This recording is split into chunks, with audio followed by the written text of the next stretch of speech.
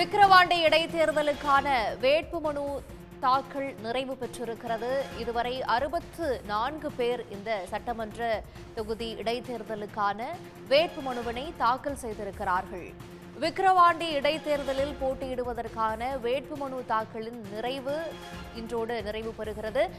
இந்நிலையில் 64 பேர் இதுவரை இந்த சட்டமன்ற இடைத்தேர்தலில் போட்டியிடுவதற்காக வேட்புமனுவை தாக்கல் செய்திருக்கிறார்கள். 14ஆம் தேதி வேட்புமனு தாக்கல் தொடங்கிய நிலையில் தற்போது நிறைவு பெற்றிருக்கிறது.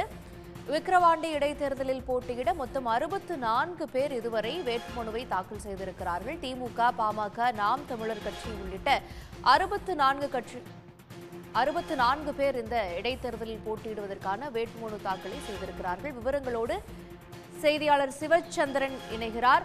சிவச்சந்திரன், விக்கிரவாண்டி இடைத்தேர்தலுக்கான வேட்புமனு தாக்கல் தற்போது நிறைவு பெற்றிருக்கிறது. இதுவரை எத்தனை பேர் வேட்புமனு தாக்கல் செஞ்சிருக்கிறாங்க? சுயேட்சையா எத்தனை பேர் போட்டியிடுறாங்க? விவரங்கள் என்ன? அதாவது விக்கிரவாண்டி இடைத்தேர்தலில் பார்த்தீங்கன்னா 2,34,173 வாக்காளர்கள் உள்ளனர். இந்த இடைத்தேர்தலானது வரும் அடுத்த மாதம் 10ஆம் தேதி நடைபெற உள்ளது.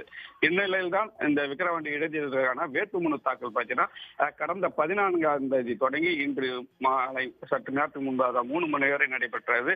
இதில் குறிப்பாக பார்த்தீங்கன்னா திமுக கூட்டணியில் பார்த்தீங்கன்னா திமுக வேட்பாளர் அன்னியூர் சிவா, தேசிய ஜனநாயக கூட்டணியில் பார்த்தீங்கன்னா பாமக வேட்பாளர் அன்புமணி மற்றும் நாம் தமிழர் கட்சி வேட்பாளர் அபிநயா ஆகிய 3 அரசியல் கட்சியினர் மற்றும் சுயேட்சைகள் என மொத்தம் பார்த்தீங்கன்னா 63 மனுக்கள் 64 மனுக்கள் இதுவரை தாக்கல் செய்யப்பட்டுள்ளன.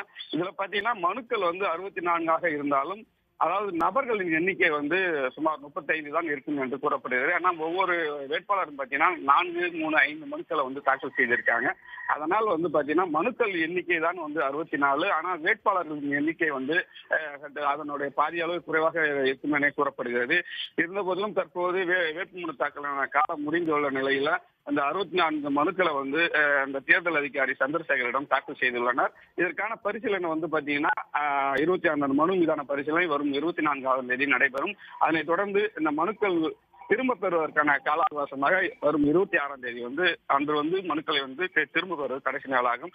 இந்நிலையில அந்த மனுக்கள் பெறப்பட்ட மனுக்களை சரிபார்க்கும் பணியில தான் அந்த தேர்தல் நடத்தும் அலுவலர்கள் ஈடுபட்டு வருவதாக நாம் பார்த்துக் கொண்டிருக்கிறோம்.